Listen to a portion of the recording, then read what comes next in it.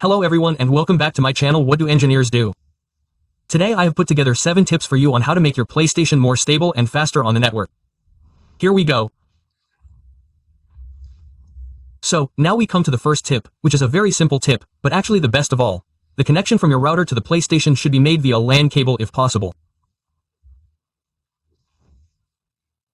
So, if at all possible, do not do it via WLAN, buy a decent cable, a K7 cable is best, and then connect the PlayStation directly to your router or to your network, switch, or wherever. But it is important not to use WLAN, and then you can select in the PlayStation configuration that you want to connect via the LAN cable. This means that all the traffic that is otherwise in your room or house will not affect the PlayStation.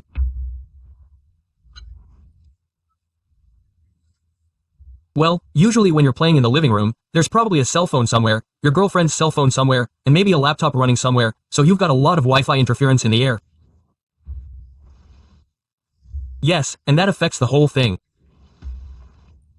And that brings us to the second tip, which is prioritization.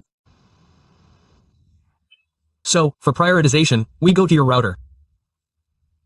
In my case, it's the Fritz box, and then go to Internet, Filters, and then Prioritization, and then select the device that should be prioritized. In our case, the PlayStation. I've chosen a device here as an example, because my PlayStation isn't in the mesh or in the network.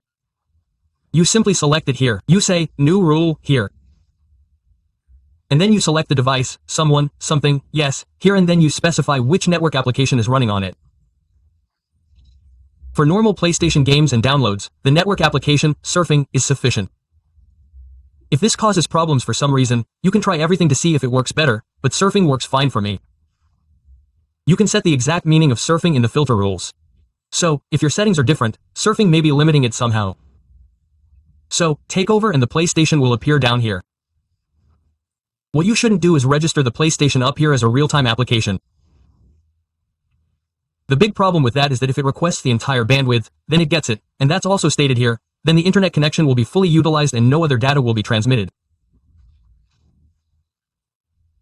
And for many people, internal telephony runs over IP and then it no longer works. Conversely, if internal telephony is added, it conflicts with the PlayStation. Then both may have problems and stutter and you can no longer make calls properly.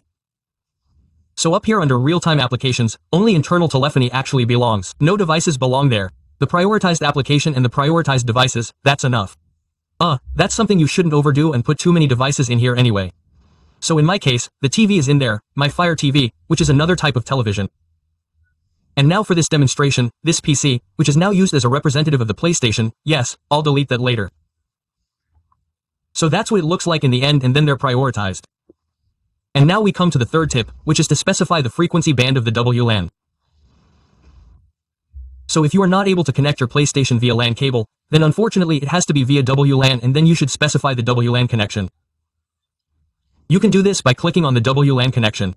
By the way, you can also see here how good the connection is. So if only 1 or 2 symbols are displayed here, then the connection is not good enough. Then you should consider moving them closer together or something. You can do that by going to advanced settings and then you have to select the frequency band, because there's a bug from Sony that automatically switches the frequency band. Of course, that's not a good solution. That can lead to interruptions. That also happens when you're downloading a game or an update, for example. It sometimes does that too. That causes the entire download to be aborted. So you should decide on a band.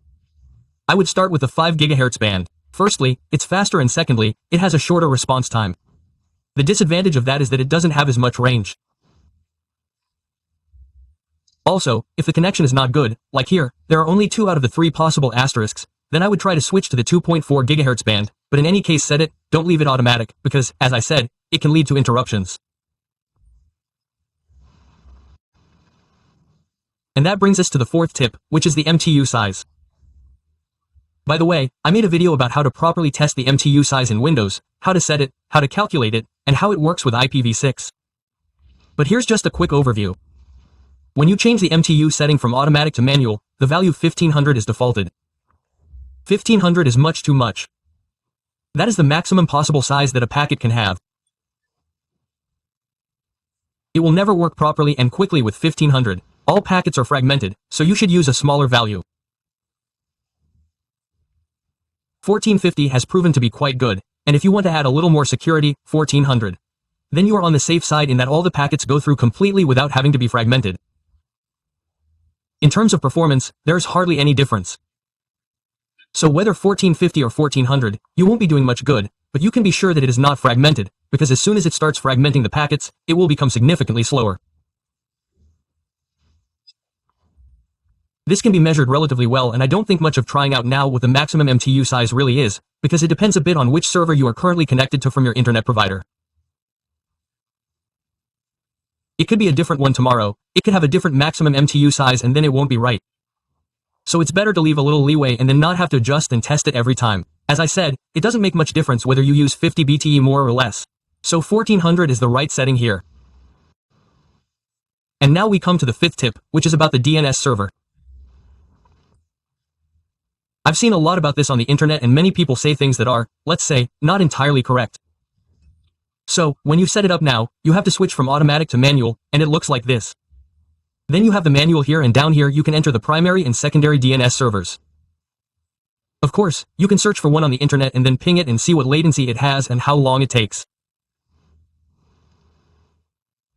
That's true, but the Fritzbox, for example, and every router does this, also has a DNS cache. This means that once you've pinned a server on the internet and are then connected, you don't have to query it again. What do I mean by that? So you want to reach the Sony network with your PlayStation. That means the name play.playstation.org is somehow resolved and then an IP address is obtained, which your router remembers, and the next time you request it, the router would automatically retrieve it from its cache, which is the fastest way. It beats every DNS server that exists, because it comes directly from your device. That's why it makes sense to enter your router here as the primary DNS server. If you don't know the address, i.e. the IP, then look under Gateway. Your router is also stored in the gateway, and the gateway address and DNS address are the same. You can enter a faster one as the secondary DNS. For example, 1.1.1 is from Cloudflare, which is very fast. That would be an option, for example, if your router doesn't have the answer or can't find it or doesn't respond, but normally it makes sense to always enter the router here at the beginning. And that brings us to the sixth tip. You can do this under Save Data, Games, and App Settings, and then under Game Preferences, and there you can set the performance mode and the resolution mode, and there is now the option to switch to performance mode. The PlayStation tries to do everything and change all settings to get the most out of the game. Background services may then be run slower or later. It's all about the performance of the station. You can try that.